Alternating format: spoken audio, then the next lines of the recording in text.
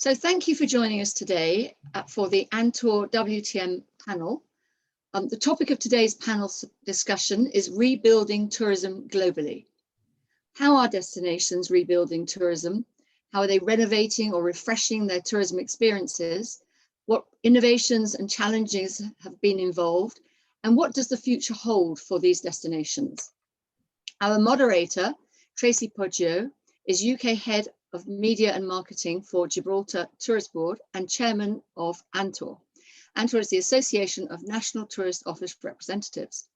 Our speakers today include Alka Winter, who is Vice President, Destination Marketing and Communications for Ras Al Khaimah Tourism Development Authority, Gwenaëlle Delos, who is Managing Director for UK and Ireland of ATU France, which is the French Tourism Development Agency, and Joe DeCal, who is Director of Travel Industry Sales from Greater Miami Convention and Visitors Bureau.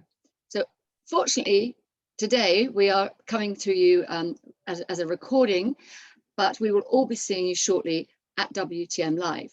I'd now like to hand over to Tracy Poggio, our chairman for the session and chairman of ANTOR. Thank you.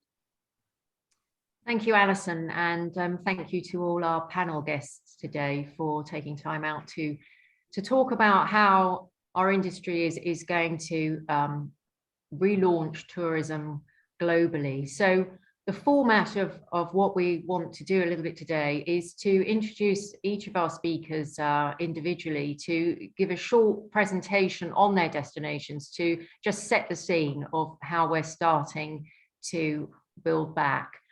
Let's come to you first, Alka. Can you tell us a little bit about Ras Al Khaimah's strategy? Yeah, so Ras Al Khaimah is the northernmost emirate in the UAE. And I have to say, with all the challenges of the past year and a half, the UAE as a country has fared better than others. Tourism is an integral part of the economy. It's 12% of the GDP. But more than that, it also contributes to the livability of the destination. I've been living here for 15 years. I'm originally from Canada. And I have to say the navigation through the pandemic has been just superb.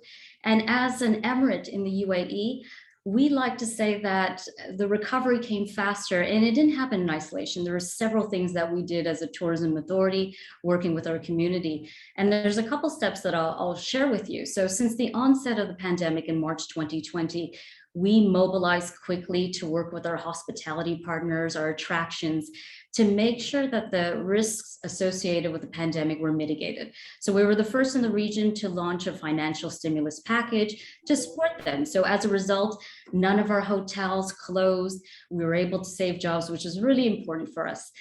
Secondly, we knew that to reignite travel, to come into Ras Al Khaimah, to come to the UAE, we had to make the destination safe. So we worked with Bureau Veritas and WTTC, and we became the first destination worldwide to be a safe city.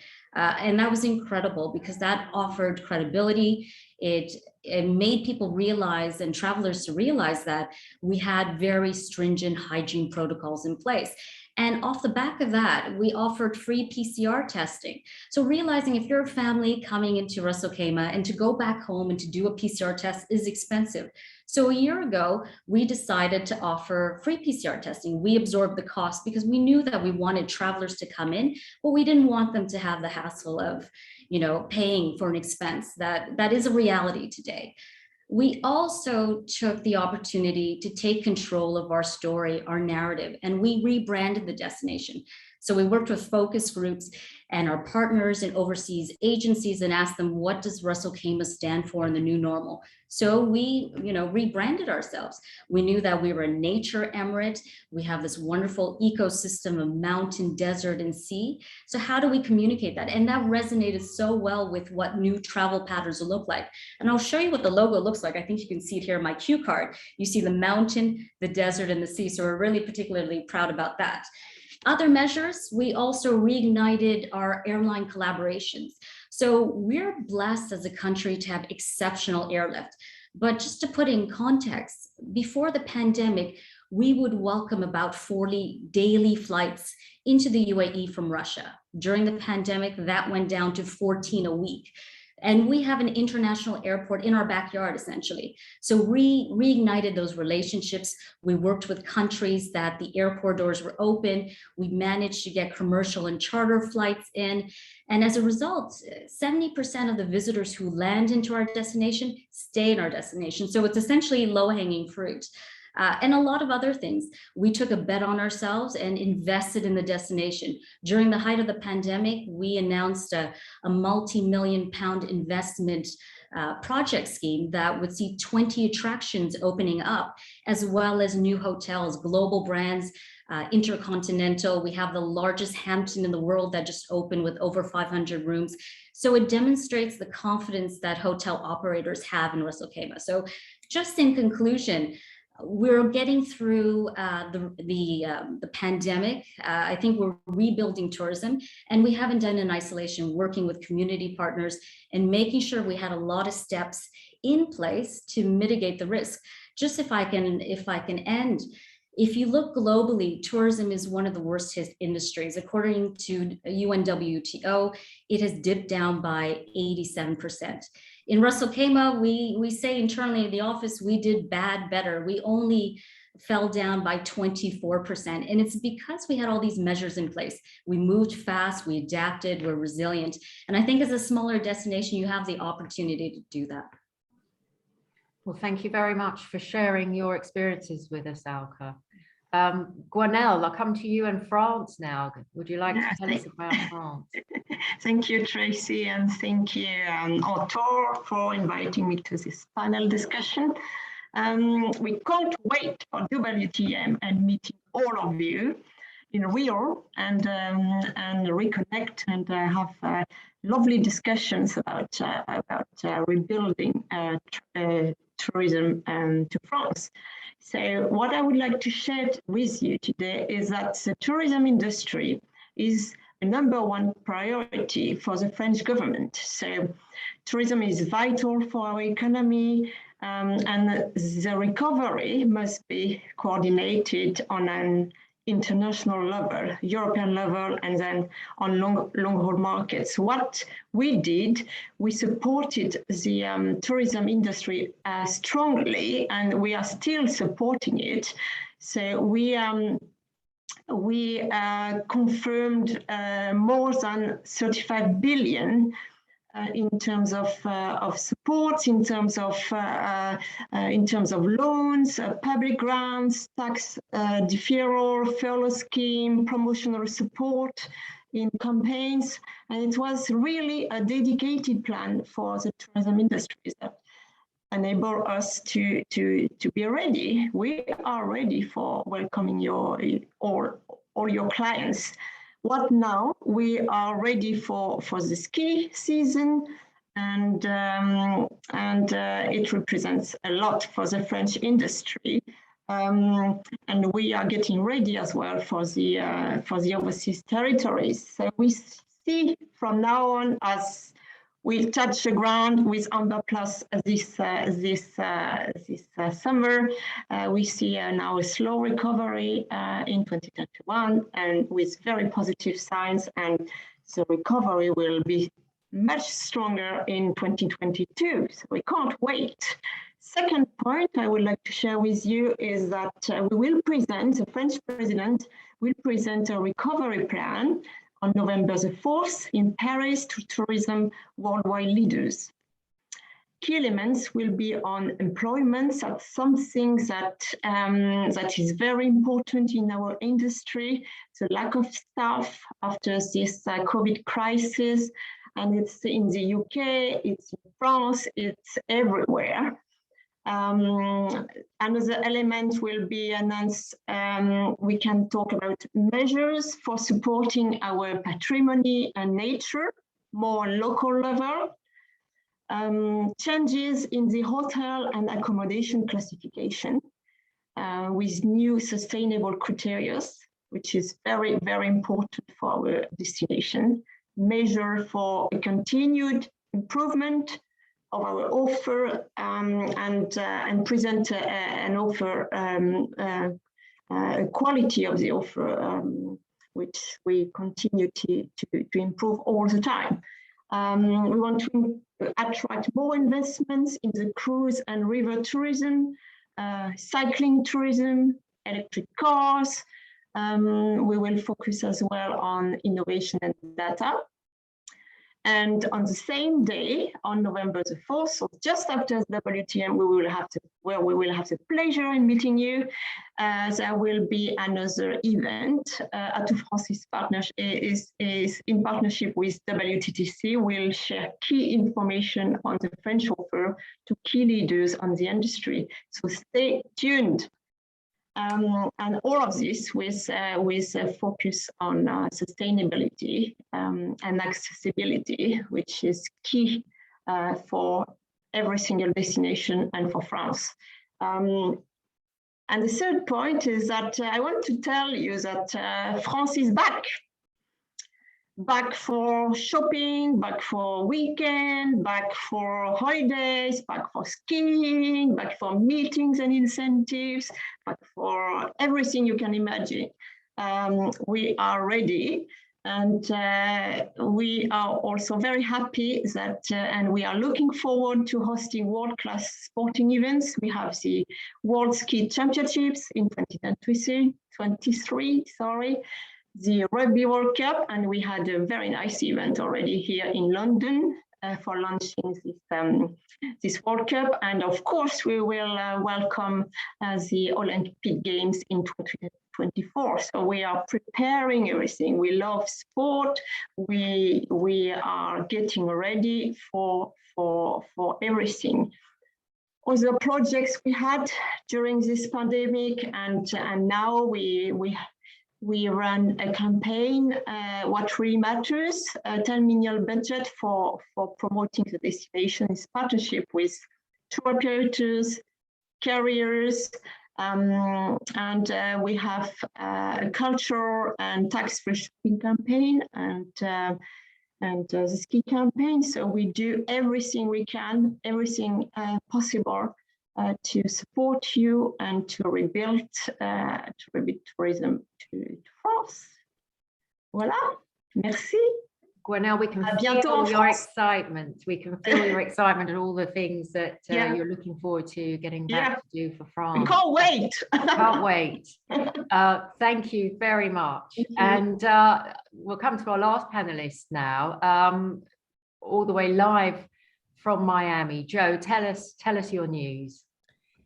Well, hello, Tracy, and hello, everyone, and great to be here with this great team, this great panel here to discuss what each of us has done through the pandemic. Well, as we were very lucky in the sense that Florida was one of the first states to open up after the lockdown in mid-March, and actually our county, Miami-Dade County, where we're located, was in fact the last one to open in the state. But that said, we feel that we had the most success, and simply, we started really opening up towards the end of May, and then in the beginning of June, that's when hotels started opening up. All of our, the beaches were opening up, all of our, our parks, marinas, and golf courses, etc. So that's when things started, in a way, getting back to a little bit of normalcy. And we did do a lot of, in listening to Alka, she mentioned quite a few things that we did here as well, which is really engaging with the local community. We created one of the things when all the restaurants were closed. One of the things that we did was to find out, literally, we called restaurants in the destination to find out if their kitchens were open, and we created a program called Miami Eats. And in essence, what that was to help drive business into these restaurants, because we knew that all of our members needed that, and our partners here locally needed that business. So we created several programs during the early part of the pandemic to drive business into those establishments that were actually open, or at least halfway open. Again, when the hotels started opening up in the beginning of June, We created additional programs, such as when people started, traveling a little bit, driving, not so much flying, but we created a program where, instead of staying home and doing things virtually, come to Miami Beach, and at the hotel in the pool area, then you can work and play and just, tan as it were during that time. So we really initiated, and here in the U.S., a lot of the folks that started traveling, they were looking for destinations that really offered open spaces. And so we really started focusing on the natural side of Greater Miami with our Miami Land campaign. And what that did is that really we put a focus on our 2 national parks. We're the only destination here in the U.S. that has 2 national parks within the national park system, and that is the Everglades National Park and the Biscayne National Park. Additionally, we have more than 280 state and local parks as well. So that's really a total of more than 13,000 acres of open space. So that was something that we decided we wanted to do as well. And as things got, the demand for travel to Miami got stronger. We had lots of hotels that actually opened up during the pandemic, which was a great thing because a lot of the things that happened here in our destination did not happen in any other big city here in the U.S. So during this year alone, we're going to see about 23 hotels, new hotels opening up throughout the destination. And so we had that. We had new attractions that actually opened up during the pandemic as well.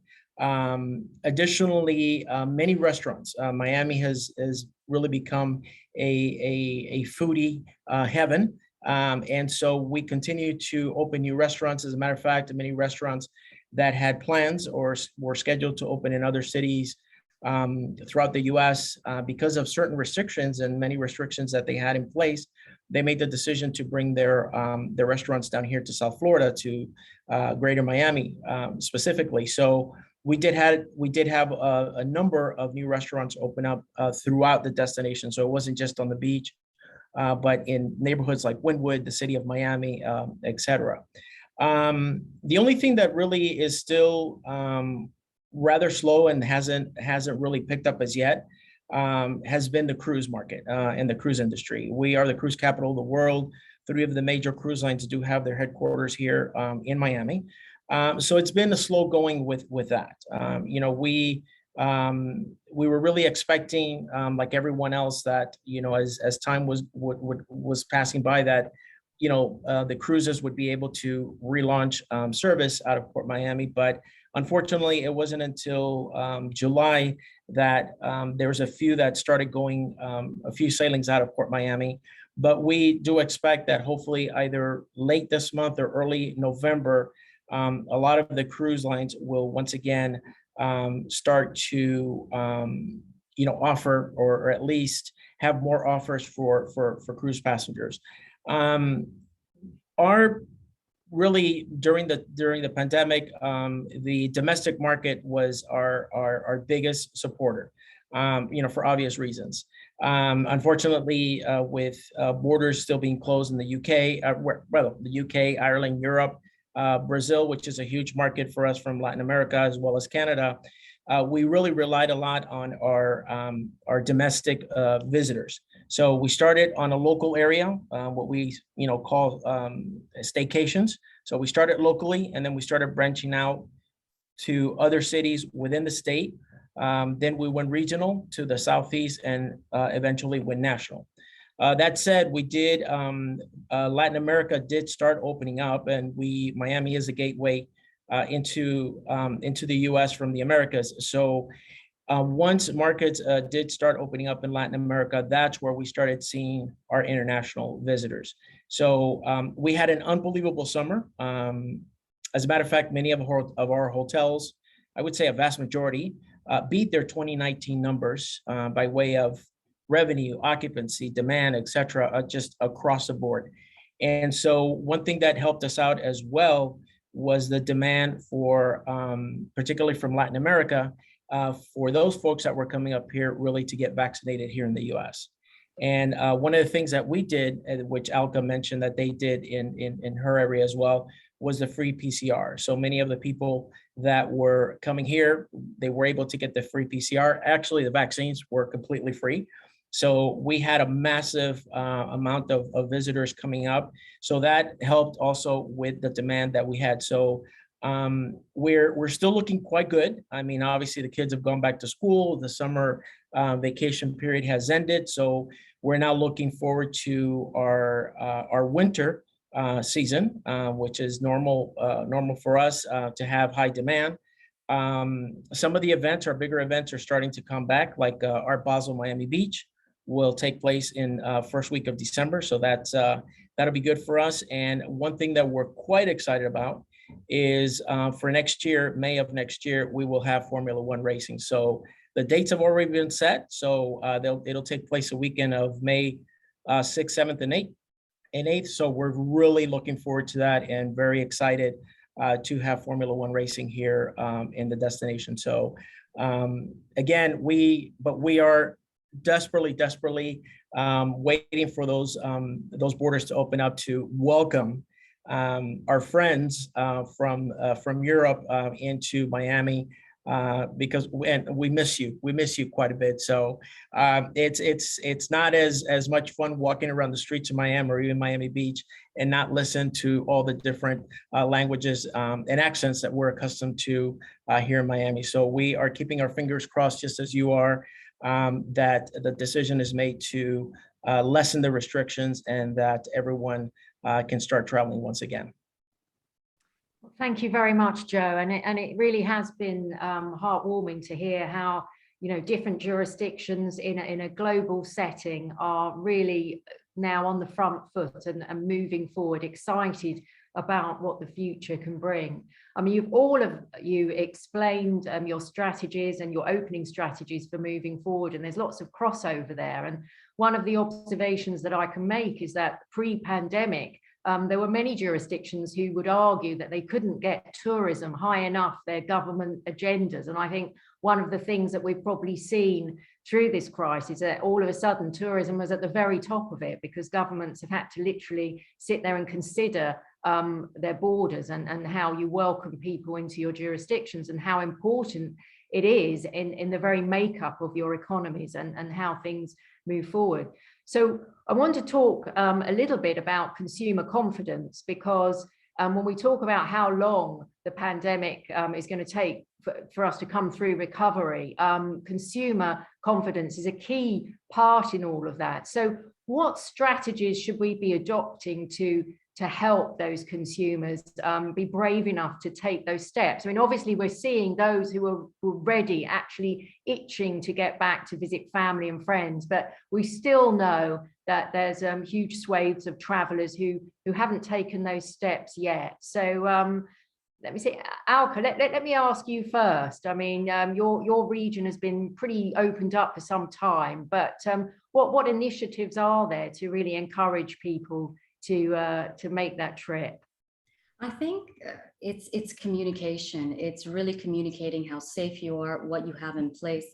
When you think of Ras Al Khaimah and you think of the Middle East, there's a perception about it.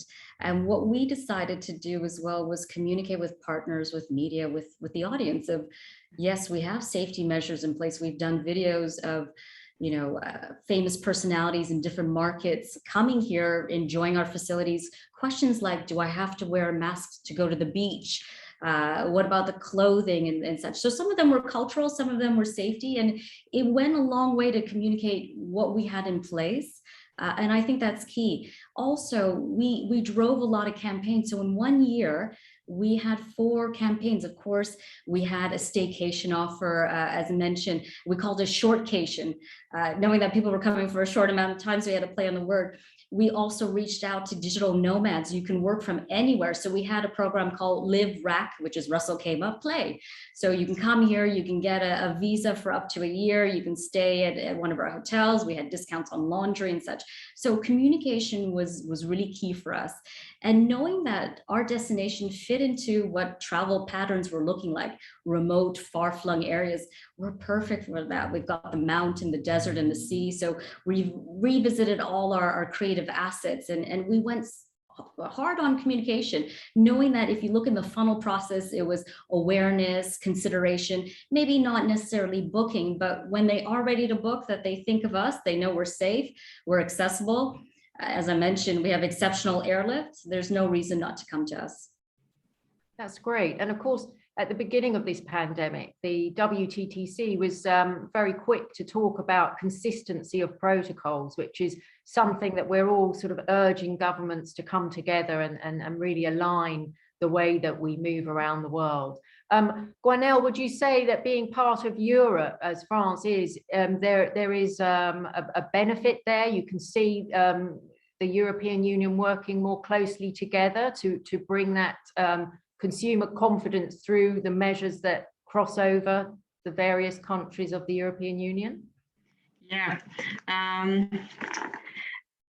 Well, I think the main point still that needs to be lifted is the cost of the tests. You know, when you're traveling, but it's getting better as we have one less test to do when we get back to the UK. What we've seen is that there's a huge appetite for travel. People are searching a lot of information, and we don't see yet a huge surge in bookings, but the confidence is better. We've seen this summer that the confidence from consumers and for traveling was higher in Belgium, in the Netherlands, in Switzerland for traveling to France.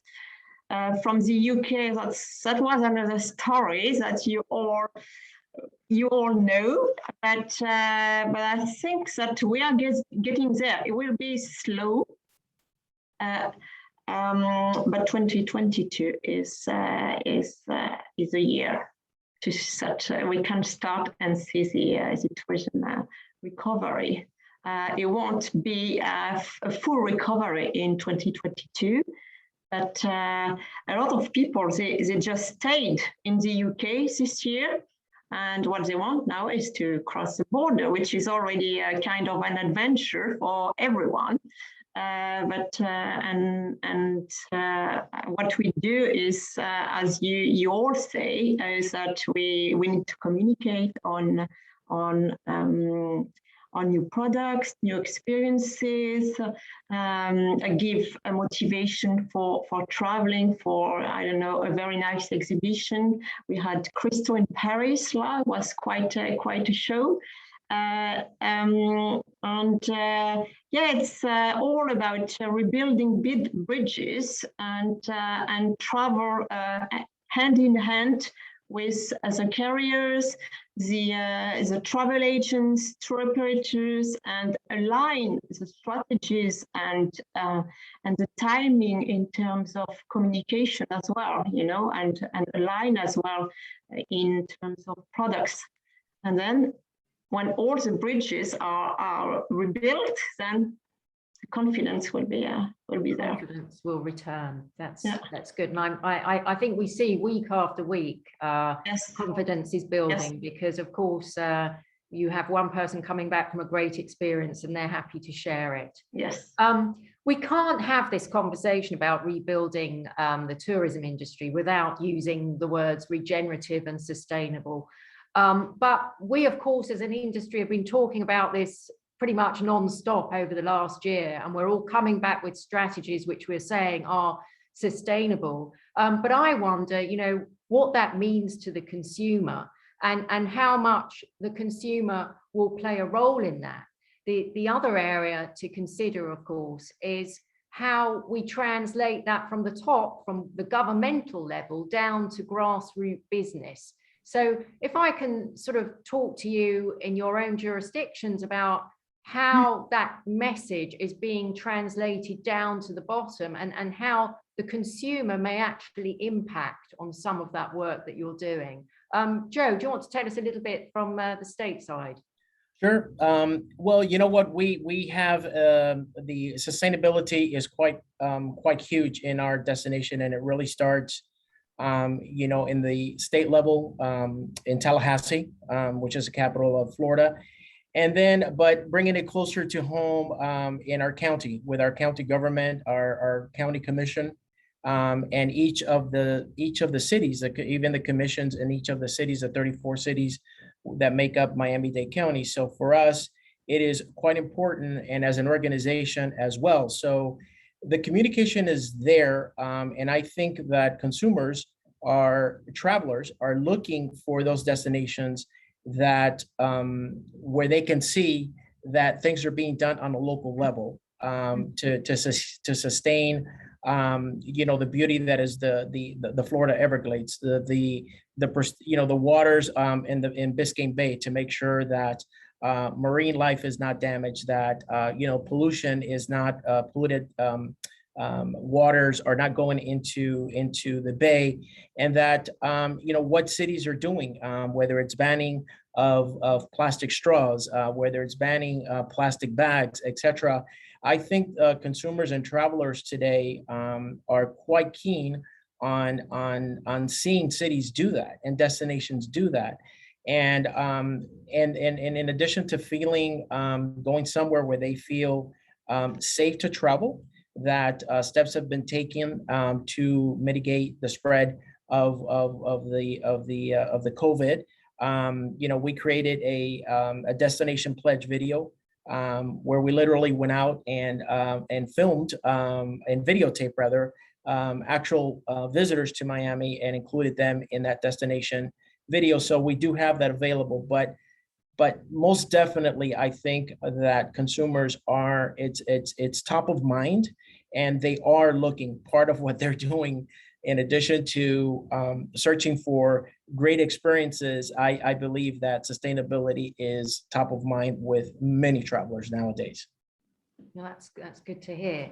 And we're talking about some of the trends that have started to emerge through this last year.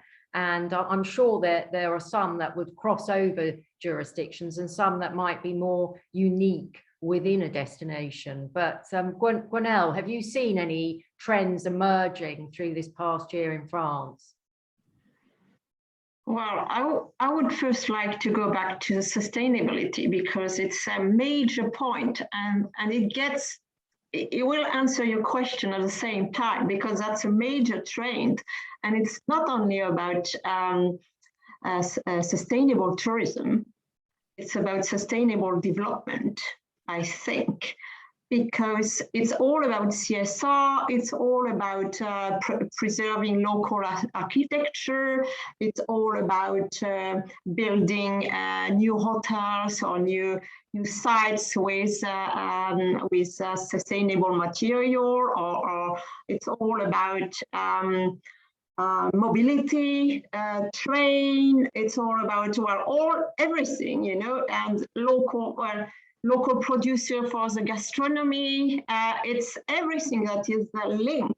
And I think one of the main trend as a consumer and as an inhabitant of a city is that you want to know where the product comes from, and how you and that's it doesn't come from far away, and that you have a major trend, which is a kind of deglobalization and more proximity, you know, with everything. So that's something that we need to bear in mind. I think the issue of sustainability is something that will run and run, because of course we're going to continue to see population growth. and we have to see sustainability in able to be able to go forward. So in ways that we maybe are beginning to understand it in our industry, it's also a huge responsibility of ours to be able to translate that down to the consumer level, to understand why we're doing the things that we are and why these things are going. And not come back to the mass tourism that we had in some destinations. The over-tourism issues, which of course are really important. And we're coming up to the end of our session time. But Joe, I'm going to come back to you actually, because while we're on this question of sustainability and over-tourism and the issues that were facing destinations before the pandemic, which will come back to face us quite soon, we're talking about cruise. And of course, it's so important to a jurisdiction like Miami. How will the cruise market manage these issues around sustainability, not only in the way that they operate, but in the perception of the consumer in arriving into destinations in such large numbers? Well, I think that the cruise lines, individual cruise lines, they continuously work to make sure that the products that they put out in the ocean, do not pollute, and there's certain steps that they take as far as I think in the past, where they used to dump stuff in the ocean, whether it was whatever it was that they used to do, those types of things I think are pretty regulated now. And cruise lines are fined quite steeply when they are caught breaking those policies or those rules that they're expected to to adhere to. So I do believe that in the industry itself, with the new products that they are putting out, they're trying to make them certainly a lot less like airplanes. When they build airplanes, that they try to make them where they're more fuel efficient, that however they internally in the operation of on board the ship, whether it's with how do you get rid of all this waste and so on and so forth. I think that again is very top of mind with them, because they know that again consumers and passengers are looking at that. And I know that anytime any information comes out where they are not following these rules, they are hit pretty hard in the press, as well as we all know, social media. So I think for the most part, they do quite a good job of keeping these standards quite high, and as not to pollute our oceans and the destinations that they really travel to. I think I completely agree with you. Coming from a destination where cruise is equally as important, I'm sure the industry will be doing everything it can to come back in a sustainable way. We're running short of time. I'm going to have to roll this up, but one of the areas, of course, there are so many that we haven't touched on, and I think it's really important across everything that we've said, the issues of sustainability, the cruise market, and general tourism. Technology is going to play an enormous role in shaping all of our destinations going forward, and probably shaping our customer of tomorrow as well. The whole way that they will approach travel and the technologies they'll be using as part of that journey, and that we as marketeers will be using to help them through that journey, is going to be really, really important. But just to close the session here, can I ask you, are there any things that you would like to just bring up and mention while we're on this topic? It would be good to hear a sort of summing up from you all. Alka, I'll come to you first. Yes, and the whole topic of sustainability it really is a red thread throughout all our industries and our destinations. And when we talk about that, it's also mental health is part of that equation. We're the happiest government entity because during these times, we had to invest in our people. We had to make sure there was job security. We provided lifestyle credits. And it's wonderful because you see that People are happy to come to work. They're happy for remote working as well. There's those options. There's also cultural preservation. A lot of us have archaeological sites. We're a destination that's over 7,000 years old. We have 4 archaeological sites. So how do we preserve them, and how do we keep that integrity? So that's part of the sustainability segment as well. And I think it's just going to underpin everything that we do moving forward. For us, it's been part of the lexicon for decades. I've been in hospitality for 18 years. So we were greening our operations. To take it to a destination level, that's going to be interesting, but I think that's where it's heading. I think I agree. Gwenelle? Yeah, just a few words maybe. So you were talking about innovation, and I would possibly add data. Because it's linked, and it's one of the topics that President Macron will highlight in the recovery plan, work with the travel tech, data hub, support the digital transformation of the destinations in France. So that's key. That's another key subject that we have to always all raise together. Yeah, Absolutely. And Joe, we'll close with you.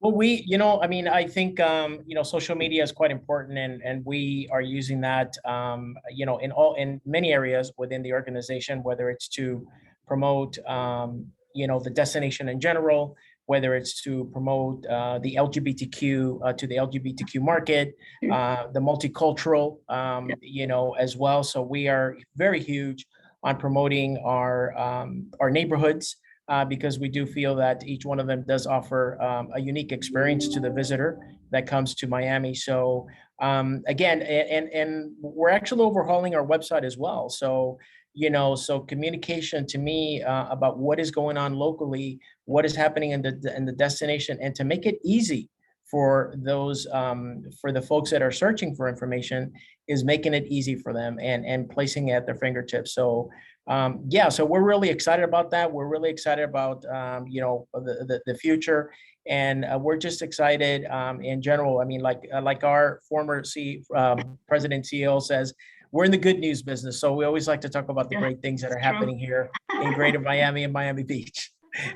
Well, that's a great way to finish this session. I mean, I think there are so many more topics we could drill down on here, and there's so much to add. But what I'm taking away from today is great positivity, and the future is very bright for our industry sector. We've been through the biggest crisis of our time, certainly, but let's hope that all working together, things are moving in the right direction. So thank you all very much for your time today. Thank you. Thank you. Thank you. Tracy, and thank you, panel. And we look forward to seeing you all at WTM Live, as well as WTM Virtual. Thank you. Goodbye. Bye-bye. Thank you. Bye. Bye. Thank you so much.